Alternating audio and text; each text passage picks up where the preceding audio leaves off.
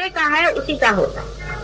अब उसमें जरूर है कि होने से पहले बहुतों में बाधाएं पड़ जाती हैं। आप जानते हैं गलत हो गई बातें, बहुतों के साथ में बहुत गलतियां होंगी, इस वजह से बाधा। लेकिन किसी तरह से इन तीनों के चक्कर चल करके और फिर पार करना ही है। आज नहीं कल नहीं कल। ये ऐसी अभिनव चीज है जिसको कि जो देखो सोई अपना उठा करके नहीं कह सकता। ये होना पड़ता है। कुंडलिनी आपके सामने चलती हुई दिखाई देनी चाहिए, उसका स्पंदन उठता हुआ दिखाई देता। अब देखिए कि जो प्रणव सिर्फ हृदय में सुनाई देता है वो आपको थ्रू आउट करेगा। आप अगर स्टेथोस्कोप लेकर के देखें उस आदमी को जब आप देखेंगे कि जिसकी कुंडलिनी ऊपर उठी है तो आपको पता चलेगा कि उसका अनहद अलग पॉइंट पे होगा। अब देखिए कि कितना महत्वपूर्ण कार्य है कि त्रिगुण में बटी हुई ये शक्ति एक शक्ति हो जाए कि जो गुणातीत है, जिसमें गुण नहीं। कितना महत्वपूर्ण ये कार्य है। आज तक ये कार्य कभी हुआ नहीं पहले और न हुआ। लेकिन हमारे पास जो लोग आते हैं वो सब आधे अधूरे लोग हैं। वो समझते नहीं कि इसका महत्व क्या है। वो तो सोचते हैं कि दूसरी भी संस्थाएं हैं और ये दूसरी संस्थाएं होंगी, लेकिन सब संस्था इसी में आनी पड़ेगी। नहीं आएंगी तो वो बेकार। सारी संस्थाएं जब तक त्रिगुण को गुणातीत नहीं करती हैं तब तक सब व्यर्थ है। और अगर वो उसमें रुकावट डालती है तो बिल्कुल ही बेकार। किसी भी संस्था के विरोध में हम नहीं हैं, लेकिन वो संस्था होना चाहिए, मैंने संस्थापित होनी चाहिए। माने ये कि जो इसी कार्य के लिए चल रहे। और जब उसकी रुकावट आ जाती है, उनके विचारों की, उनके एजुकेशन की, उनके तौर तरीकों की, उनके ढंगों की, जब मनुष्य के असेंट में रुकावट आती है तो सारे ह्यूमैनिटी के विरोध में वो संस्था है। सारे समाज के विरोध में ये सब संस्था है। हमारे यहाँ भी ऐसे बहुत कम लोग हैं जो इसके महत्व को समझ पाए हैं। सालों से रगड़ रहे हैं, पार भी हैं, लेकिन इसके महत्व को नहीं समझ। वो भी इधर उधर चक्कर में घूम रहे हैं। बहुत से लोग ऐसे तो रुकते हैं, निकल जाते हैं, आते हैं, निकल जाते हैं, फिर आते हैं, निकल जाते हैं, फिर आते निकल जाते हैं। नाम भर के लिए भी बहुत से लोग यहाँ पर हैं, बिल्कुल नाम भर के। असलियत में इसको जो समझेगा और इसको जानेगा अपने अंदर, वही इस कार्य को उसका महत्व रखते हुए करेगा।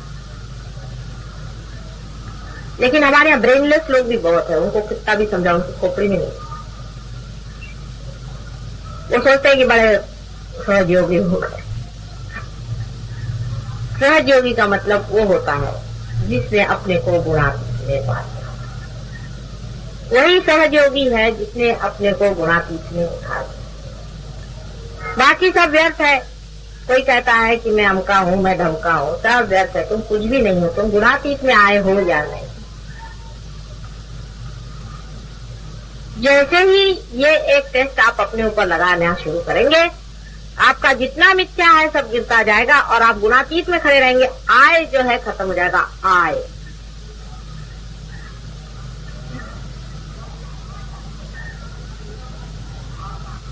अब बहुत से लोग बाधा दे करके आते हैं हर समय। मैंने देखा है कि हमारे जो ग्रुप में लोग हैं, ये लोग भी बहुत बाधा पकड़ते रहते हैं। किसी के हस्बैंड पकड़ते हैं, किसी की वाइफ, किसी के बच्चे।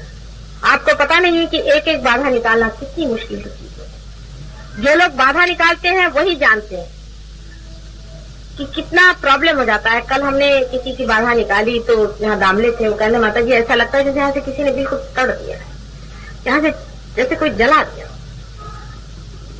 और आप लोग रोज रोज बाधा लेकर के चले आ रहे हैं और ऊपर से कहो कि तुम्हारे अंदर बाधा है तो बुरा मानते और घर पे जाके बुरे काम करते। ऐसे लोगों के लिए जो लोग बाधा निकालते हैं उनके परम उपकार मानना चाहिए। तुमने तो एक भी बाधा आज तक निकाली नहीं। तुम लोग तो एक भी बाधा खुद नहीं निकालते और दूसरों पे बोझा डाल रहे हो अपना कि बाधा निकालो, बाधा निकालो। किस लिए निकाले? कोई आपका निकालेगा। अपनी सफाई रखो, अपने जीवन को साफ करो, अपने मन को साफ करो, नम्रता लाओ और दुष्टता, छल कपट, इधर उधर लगाना, बातें करना, शिकायतें करना, लोगों को सन्मार्ग से हटाना, इतना महान पाप करना, इसके ऐसे लोगों के लिए सहयोग में क्या मार सकता है? यानी कितने निम्न स्तर के लोग हैं, आप सोच लीजिए कि कहाँ तो मैं गुणातीत की बात करें और कितने लोग निम्न स्तर के इसमें चिपक गए। बहुत ही निम्न स्तर के लोग इसमें आ गए, इतने निम्न स्तर के हैं कि उनको कहीं परमात्मा के पास आने का अधिकार नहीं। जो लोग बाधा निकालते हैं वही समझ सकते हैं कि यहाँ मैं हजारों बाधाओं को निकाल चुकी हूँ, और फिर बार बार आप लोग बाधा पकड़ के यहाँ आते हैं और आपको थोड़ी सी तो बात में बुरा लग जाता है।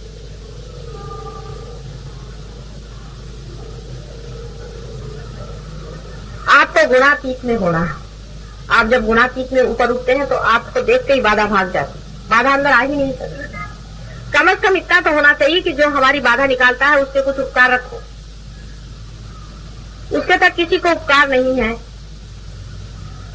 कल जो केस हमने करी थी, वो 16-17 साल से लड़का बीमार है, उसके पास हम गए, बिल्कुल बुरी हालत थी, वो थर कांपने लगे हमारे साथ, और उसको हमने कोई 1-आधे घंटे में ठीक कर दिया। उसकी बाधा निकल गई, दिमाग उसका खुल। इससे बढ़ के और कोई इलाज इतना एक्सपेडाइट हो ही नहीं सकता, क्योंकि आप गुणातीत हो कर जाते। अब आप लोग जो बाहर से हो आए हैं, जिन्होंने इधर उसकी खाक छानी, जिन पे बहुत से स्पेल्स पड़े हुए हैं, बहुत से लोगों को तो साधुओं ने कर्ज करा, उनकी फैमिलीज डैम्ड है।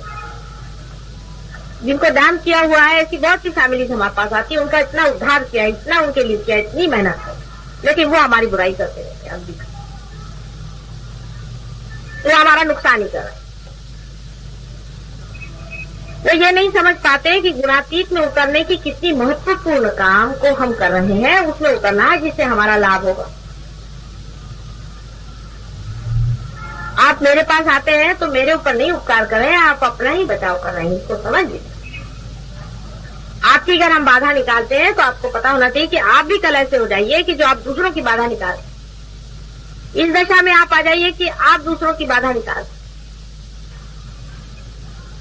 लेकिन ऐसे लोग यहाँ पर हैं जिन्होंने एक भी बाधा नहीं निकाली, लेकिन बातें बहुत करते, एक भी बाधा नहीं निकाल सकते, रोज अपनी बाधा लिए आते, किसी की बाधा नहीं निकाल सकते, हिम्मत ही नहीं है निकाले। ऐसे आधे अधूरे लोगों के साथ में कैसे काम है?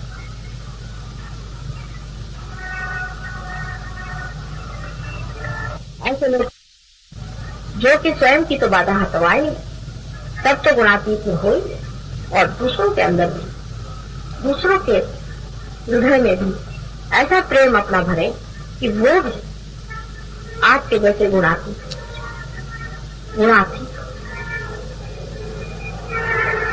मन में यही विचार आ जाए कि मुझे गुणातीत नहीं करना, बस इतनी ही एक मन में विचार आ जाए, और मुझे कुछ नहीं चाहिए संसार से।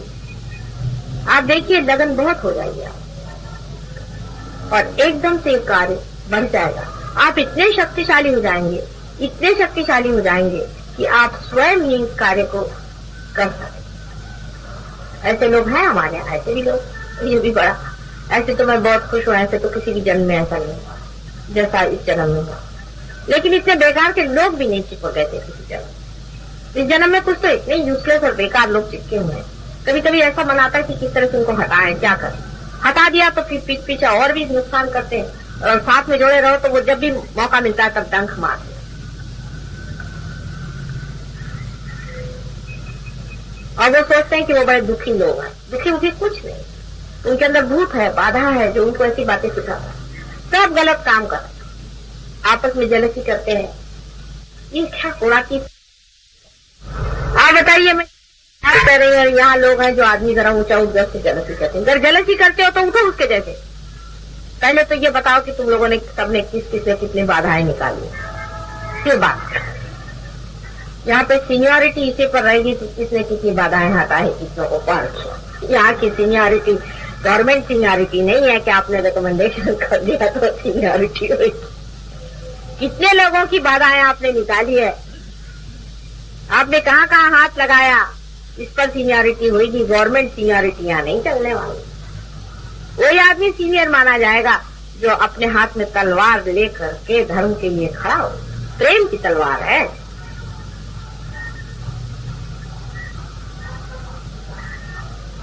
इसमें आप कुछ फॉल्स सर्टिफिकेट नहीं ले सकते, कोई गलत बात आप कह नहीं सकते। जब तक वाइब्रेशन से आएंगे तब तक नहीं आएंगे। आप चाहे उसमें कितना भी कहो, आएंगे नहीं तो नहीं आएंगे। जब आएंगे तब आएंगे। तब आपको पता हो जाएगा, उसमें कोई शंका नहीं रह जाएगी कुछ कहने की बात। पर आ गए तो आप एकदम से बढ़िया नहीं होने वाले। हाँ, अगर ऐसी पूर्व संचित हो, आप बड़े आदमी हो, ऐसे कोई तो हो भी सकते हैं, लेकिन ऐसे बड़े आदमी बहुत कम है। अधिकतर साधारण मीडियोकर लोग हैं। अधिक उम्र से इससे कुछ फर्क नहीं पड़ता, किसी भी उम्र में हो। 96 साल के साहब एक बार पार हुए थे हमारे यहाँ, वो रहे नहीं मेरे ख्याल से उसके 2-3 साल। वो बिल्कुल ऊपर जब चढ़ के आए थे तो उनको कुर्सी पर लाए थे, बहुत बुरी हालत थी, लेकिन बहुत बड़ी चीज। आखिरी उनका समझ लीजिए समय आ गया था, लेकिन वो पार हो गए। पार होने के बाद वो पैदल उतर के नीचे गए और बहुत बड़ा वो था ही, बहुत बड़ा चीज। उसके बाद 2-3 साल जीवित रहे और मृत्यु हो गई। उनके जैसे लोग बहुत कम हो, उम्र से भी नहीं होता है। जिसको ये ख्याल रहा कि मेरा उम्र ज्यादा है, वो गया काम। परमात्मा के लिए उम्र कुछ नहीं होता, उसके लिए समय होता। सिर्फ गुणातीत में उतरने का इतना अच्छा तरीका आज आया हुआ है। इसको अगर आप मान्य नहीं करेंगे और इसको स्वीकार्य करके इसके अंदर उतरेंगे नहीं और इसको सबल नहीं करेंगे और इसमें आप समर्थ नहीं होंगे, तो हो सकता है कि सारे संसार का संहार हो जाए और दूसरी फिर रचना हो जाए। चलिए, वो भी मंजूर है हमको, तो वो भी मंजूर है, लेकिन आप लोगों को मंजूर है क्या?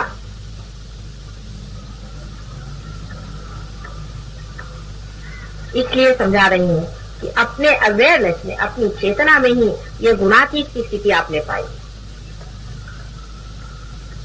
बहुत से लोग शो ऑफ करते हैं, बहुत शो ऑफ करते हैं, ऐसा दिखाते कि हाँ इनसे बढ़ के कोई डेडिकेशन में है ये। माँ तो सबको जानती है अंदर बाहर ही।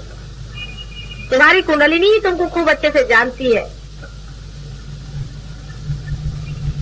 वही तुमको बता सकती है कि तुम गुणातीत में हो या नहीं, तुम गुणातीत में उतरे हो या नहीं। ध्यान में होना माने गुणातीत में रहना, गुणों से एक परे, सर्वगुणों से परे जब आप हो गए, तभी तीनों गुण आपके अंदर से बहना शुरू हो जाते हैं कि आप चेतनामय हो जाते हैं और आप प्रणवमय हो जाते हैं और आप उठ जाते हैं, असेंट कर जाते हैं, उत्थान हो जाता है। क्योंकि आप दूसरों का भी उत्थान करते हैं। जब तक आदमी ऊंचा नहीं गया, नीचे वाले को कैसे खींचेगा? इसकी पहचान ये है कि आप ऊंचे चले गए क्योंकि आप दूसरे को भी अपने साथ ऊपर खींचे। ये शक्ति भी आपके अंदर आ जाती है कि आप किसी के और जैसे हाथ गलती से भी कर रहे तो उसकी कुंडलिनी जागरूक हो। आप बैठे बैठे देखिए, किसी को ऐसे धीरे से कर दीजिए, देखिए उसकी कुंडलिनी जागरूक हो जाए। यूं करते ही कुंडलिनी जिसकी जागरूक हो, इतनी बड़ी कमाल की चीज है। बड़े बड़े साधु संतों और इनको बैरागियों को नहीं हुआ, जो तुम लोगों को हुआ कि यूं करके ऐसे कर दो कुंडलिनी जागरूक। उंगलियों के इशारे पर जब कुंडलिनी घूमने लग गई, तब भी अपना महत्व नहीं समझे तो क्या करें, तब भी वही रहे। मराठी में कहावत है कि आधी होती दासी, राज्य पद चाले किसी किसे ही लड़े राही। पहले दासी थी, उसको रानी पद आ गया, लेकिन उसका घूमना फिरना जो था दासी जैसे, वो नहीं गया। वैसा ही है, कोई राजा लोग हो तो राजा बन जाते हैं, कोई मुश्किल नहीं, पर दासी लोगों को रानी बनाना मुश्किल काम हो जाता है। उनका दिमाग तो भी घूमते रहता है और वो अपने घूमने को ही बहुत बड़ी चीज समझते हैं कि वाह वाह वाह वाह क्या चार चांद लगा। प्रगति उनके अंदर से कुछ भी नहीं होती। किसी तरह से साफ हो गए, किसी तरह से फिर पकड़, फिर साफ हो गए, फिर पकड़, बिल्कुल कुछ प्रगति नहीं, बस यूं ही चलते रहते डावाडोल। किसी की बाधा वाधा कुछ नहीं निकाल सकते, लेकिन अपने को बहुत बड़ा आदमी समझे बैठे, बड़ी मुश्किल काम। आपका सर्टिफिकेट सिर्फ इस पर है कि आपने दूसरे की कितनी बाधा निकाली, बस ये समझ लीजिए। गुणातीत का सर्टिफिकेट इस पे है कि आपने कितनों को रियलाइजेशन दिया। अवेकनिंग तो आप बगैर कुछ सोचे समझे ही सबको दे सकते हैं। आपने छोटे बच्चों को भी देखा कि यूं कर देते तो चली जानी कुंडलिनी पर कर कर कर कर, उसमें कोई विशेष नहीं। लेकिन कितने लोगों को रियलाइजेशन देगा, कितनों की आपने बाधाएं निकाली। आप क्या सबकी बाधाएं निकाल सकते हैं? हर प्रकार की बाधा को आप हाथ डाल करके निकाल सकते हैं, निकाल सकते हैं तो आप कमाल। बहुत से लोग यहाँ पर आए थे इतने बाधा से पीड़ित, कुछ तो पागल खाने से आए थे और वो ऊपर उड़ गए। और ये जानना चाहिए कि हमारे पूर्व जन्म के भी बहुत से हमारे ऊपर शाप है, हमारे कर्मों के बहुत शाप हैं। फिर इस जन्म में भी बहुतों को इन गंदे लोगों ने शापित किया है, खानदान के खानदान तबाह है। इसलिए अपने को गुणातीत में समर्थ होना, तो सारी की सारी अपने आसपास की बाधाएं भाग कर खड़ी हो जाएंगी, सब कुछ भाग जाएगा, सब कुछ शांत हो जाएगा और आप एक समर्थ राजा के जैसे राजा बने। कोई भी बाधा आपके ऊपर छूने नहीं वाली। आप एक बार बाधा को हाथ लगाकर उसको भगाना तो देखिए, झाड़ू मारना सीखिए कि कभी कोई बाधा आपके आसपास में नहीं टिकने वाली।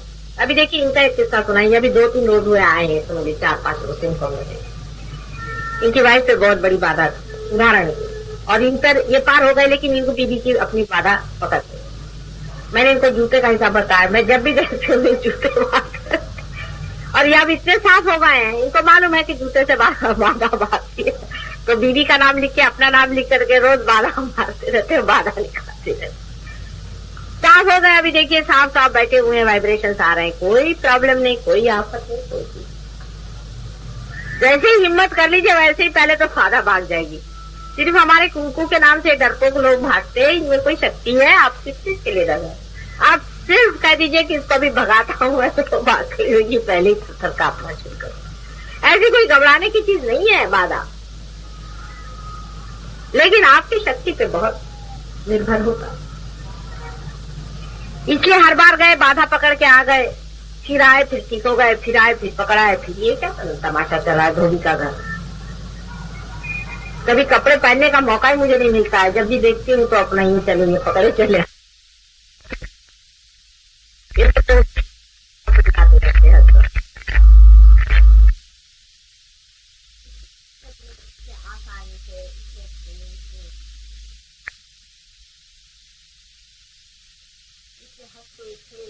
आप लोग कुछ भी बात नहीं, कोई भी उसमें गंभीर बात नहीं, कोई भी उसमें दुखदायी बात नहीं। आप दुखी हैं अपनी वजह से, क्योंकि आप अपने बारे में कुछ कल्पना कर बैठे हैं। वैसी कोई बात नहीं। आप स्वयं चैतन्य स्वरूप है और आप हो सकते, हर घड़ी आप हो सकते, हर क्षण आपके लिए बना। अगर नहीं होता तो क्यों होते आप छू गए, हो गए।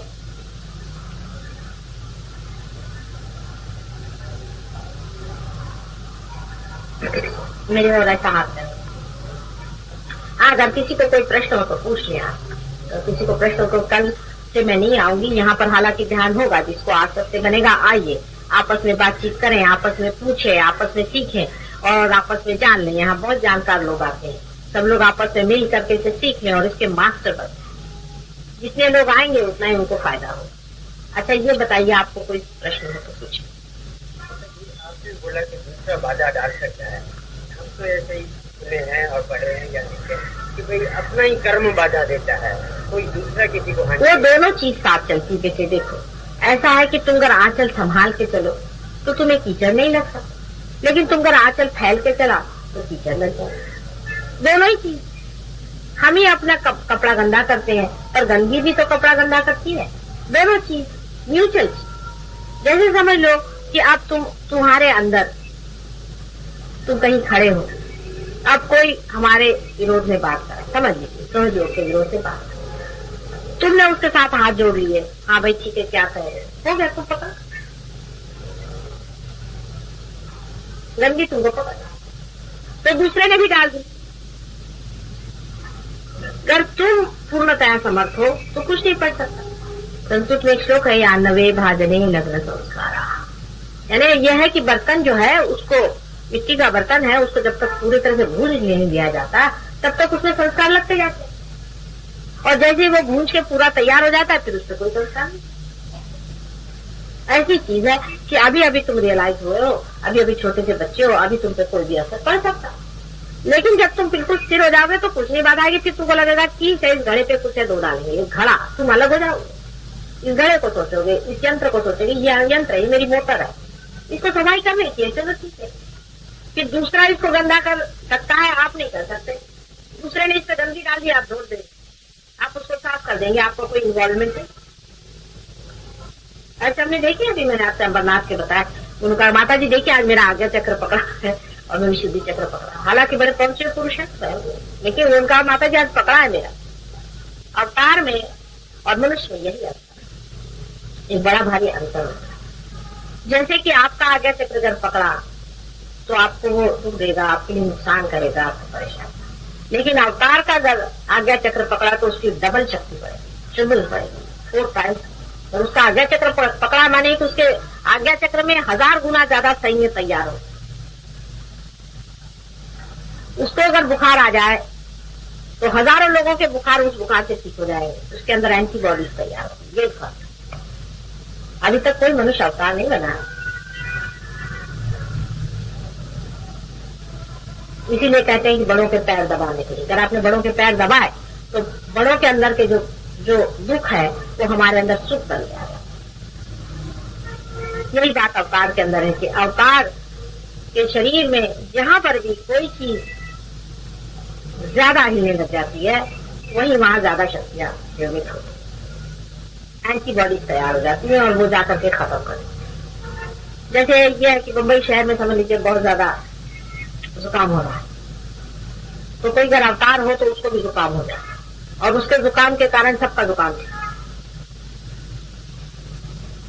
एंटीबॉडीज तैयार हो जाती। जैसे आप जानते हैं ना वो वायरल इंजेक्शन देते हैं, अपने इनोकुलेशन वगैरह देते हैं, वैक्सीनेशन, वही से यही अंतर है एक अवतार व्यक्ति में और एक साधारण व्यक्ति। ऐसे अनेक अवतार हुए लेकिन पता ही नहीं चला लोगों को कौन हुए, फिर बाद में तो पता चली किसी न किसी कारण हर एक ने खोज ही लिया कि कौन कैसे अवतार था।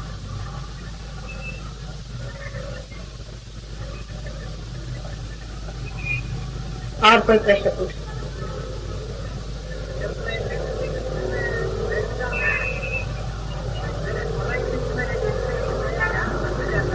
कहाँ जाता है? कोलाइटिस में आप हमारे पास आए थे क्या मेडिटेशन करने? कब आए थे?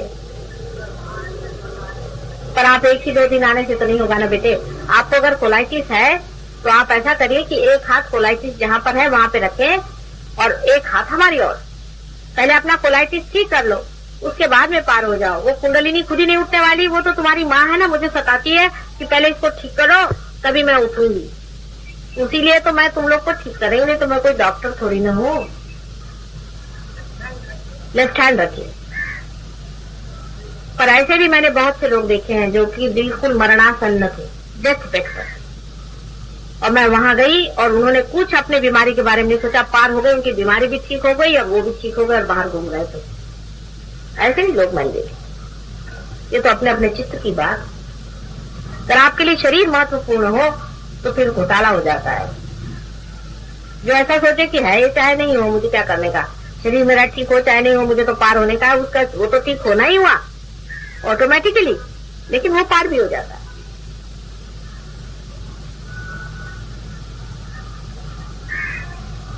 कोई प्रश्न हो तो पूछो।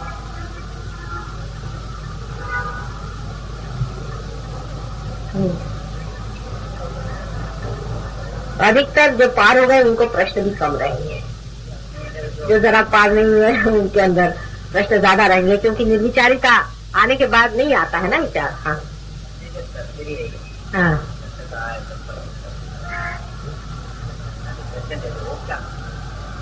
जिसका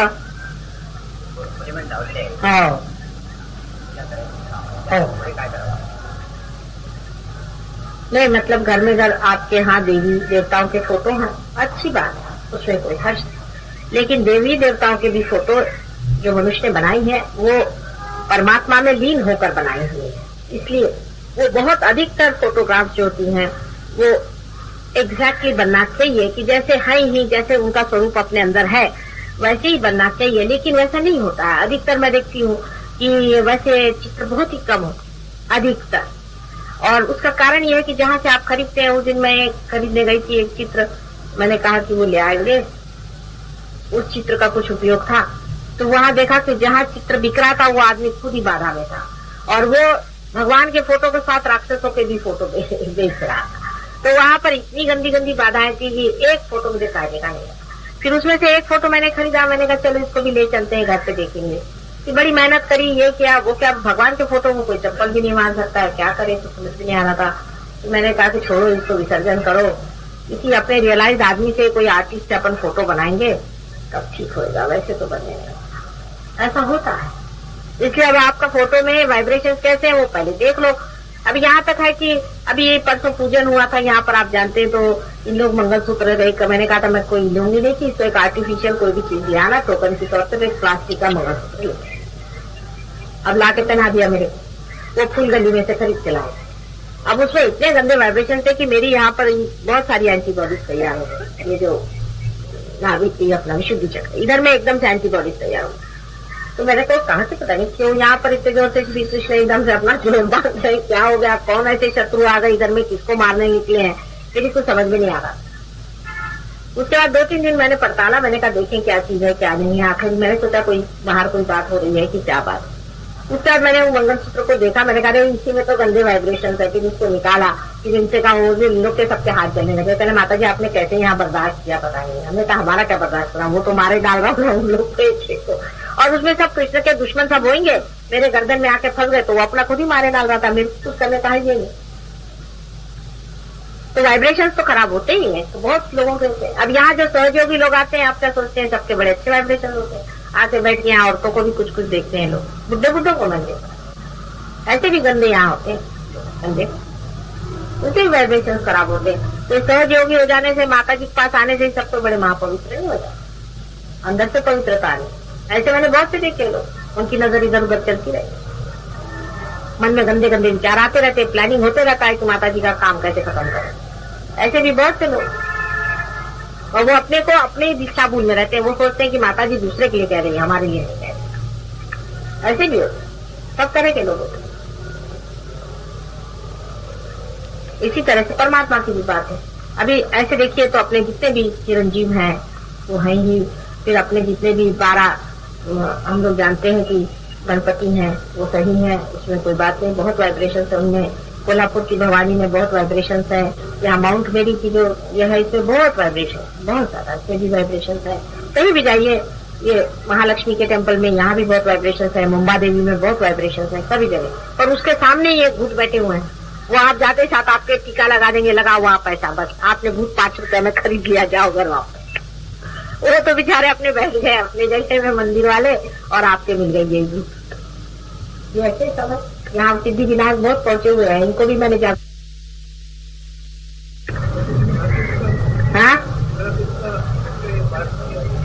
ऐकले नहीं मला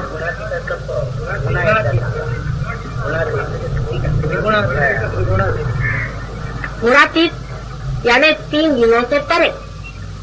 3 गुण माने मैंने कहा कि एक गुण से जो है आप चित होते हैं प्रणव स्वरूप, दूसरे गुण से जिससे कि आप साक्षी स्वरूपी होते हैं, और दूसरे गुण से आप कंस्ट्रक्टिव होते हैं, जो आपके पेट के अंदर में आपने देखा है जितनी भी शक्तियां हैं वो शक्ति जिससे आप क्रिएटिव होते हैं। तो एक शक्ति वो है जिससे आप स्थित होते हैं, जिसको हम प्रणव रूप कह सकते हैं। दूसरी शक्ति वो जो है जो कि पेट में कार्य करती है, जो कि 2 सिंपैथेटिक नर्वस सिस्टम है, एक तो लेफ्ट और एक राइट। पहली वाली लेफ्ट है, दूसरी वाली राइट, और तीसरी जो है वो पैरासिम्पैथेटिक नर्वस सिस्टम है जो बीचों बीच। ये आपकी इवोल्यूशनरी है। ये इवोल्यूशनरी शक्ति आपको चेतन मन में नहीं होती, आपका इवोल्यूशन आज तक का जो है चेतन मन में नहीं होता, अनअवेयर होता। लेकिन जब आप सहज योग से पार हो जाते हैं, माने आपकी कुंडलिनी जो आपके अंदर शक्ति बैठी हुई है वही इवोल्यूशनरी शक्ति है, वो यूज नहीं होती है, वो रेसिडुअल होती है, वो रुकी रहती है, वो कभी इस्तेमाल नहीं कर सकते। वही उठती है और आपको ऊपर में वहां धकेल देती है आज्ञा चक्र को तोड़ते, जहां पर आप गुणातीत हो जाते हैं, जहां तीनों चक्र एक जगह मिल जाते हैं, तीनों शक्तियां एक जगह मिल जाती हैं, आप इंटीग्रेटेड हो जाते हैं। इसीलिए आपके अंदर से हाथ के वाइब्रेशन बहते हैं प्रणव रूप। पहली आप प्रणव रूप, दूसरे क्रिएटिव पावर आपके अंदर आ जाती है, जिसके कारण आपकी जितनी फिजिकल शक्तियां वो ठीक हो जाती है, आपकी तंदुरुस्ती ठीक हो जाती है। क्रिएटिव पावर आपके अंदर फॉलो होने लगती है कि आपकी सारी जितनी भी शक्तियां वो ठीक हो जाती हैं, आप क्रिएटिव हो जाते हैं, आप दूसरों की कुंडलिनियां भी देखने लग जाते हैं। और तीसरी शक्ति जो आपके अंदर आ जाती है वो है आप खुद इवॉल्व हो जाते हैं, आप खुद असेंट कर जाते हैं, आप ऊंचे उठ जाते हैं। उसकी पहचान ये है कि आप दूसरे को हाथ पकड़ के उठाते हैं। ये तीनों शक्तियां एक हो जाती हैं गुणातीत। इसलिए निर्विचारिता में जब आप पहुंच गए तो आप गुणातीत में गुणों से परे चले गए, आपकी तीनों ही शक्तियां इंटीग्रेट होकर के आपके अंदर से बहने लगे। त्यातला विशेष एखादा काही पॉइंट नसेल समजला तर तो विचारा, पर्टिक्युलर पॉइंट नाही समजला तो विचारा, कारण असं जनरल सांगायचं तर पुष्कळ आहे, ते मी ह्याच्यात टेप मध्ये केलेलं आहे, ते ऐकून घ्या तुम्ही। इसमें टेप जो कि बहुत इंपॉर्टेंट है, आज तक मैंने बात पहले नहीं बताई, कि रियलाइजेशन में क्या चीज होती है कि तीनों शक्तियां कैसे गुणातीत हो, इसलिए उसको आप सुन लीजिए। हाँ, अर्थात वो फोर्थ डायमेंशन है। 3 डायमेंशन में आप सत्वगुण में भी रहते हैं और रजोगुण में रहते हैं, तमोगुण में रहते हैं। तमोगुण से आप स्थित रहते हैं, रजोगुण से आप एक्टिवेट करते हैं और सत्वगुण से आप इवॉल्व होते हैं। ह्यूमन स्टेज तक आप इवॉल्व हो गए, या धर्म की भावना आपके अंदर आती है। रजोगुण से आप ये सोचते हैं कि इससे परे कोई चीज है, एब्स्ट्रैक्ट की बात आप करते हैं, इस संसार से परे कोई चीज है, उसके दृष्टि जाती है आदमी की। ये सत्वगुण से जाती है। जानवर कभी नहीं सोचता है धर्म की बात। फोर्थ डायमेंशन आदमी में कब छूता है, जब वो गुणातीत में होता है। ये फोर्थ डायमेंशन, मैंने 3 डायमेंशन तो पहले मैंने आपसे बता दिए 3 गुणों के, और फोर्थ डायमेंशन तब है जब आदमी सारे ही इन तीनों से परे निर्विचार में उठ जाता है, यूनिवर्सल अनकॉन्शियस में होता है। यूनिवर्सल अनकॉन्शियस जिसे कि साइकोलॉजिस्ट इट कहते हैं, आईडी इट। साइकोलॉजिस्ट को सब कुछ नहीं मालूम विचारों का, भी छोटे छोटे थोड़ा बहुत जानते ही, इधर उधर का पकड़ा हुआ है वो बताते रहते हैं। सम्यक पूरा वो कैसे जानेंगे, वो कोई माँ के रूप में थोड़ी ना, वो भी खोज रहे हैं, बच्चे हैं, एक थोड़ा थोड़ा जान। अब जो लोग एक रास्ते से आना शुरू कर जाते हैं वो मार्ग को काट डालते हैं। उसके लिए आपके लिए बना के रखिए, कुंडलिनी आपके अंदर बैठी हुई है, चुपचाप उसको आप इस्तेमाल कभी भी नहीं कर सकते, वो कभी भी उठ नहीं सकती। जब आपका इवोल्यूशन होगा, असेंट होगा, तभी वो उठती है और आपको गुणातीत में थे। जिसके होने का है उसी का होता है। अब उसमें जरूर है कि होने से पहले बहुत